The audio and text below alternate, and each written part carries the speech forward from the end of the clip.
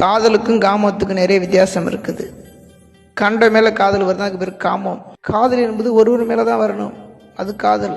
Side அடிப்பது இயல்பு. ஒரு பையன் அழகாக இருந்தால் ஆமாம் சைட் அடிக்கலாம், தப்பே கிடையாது.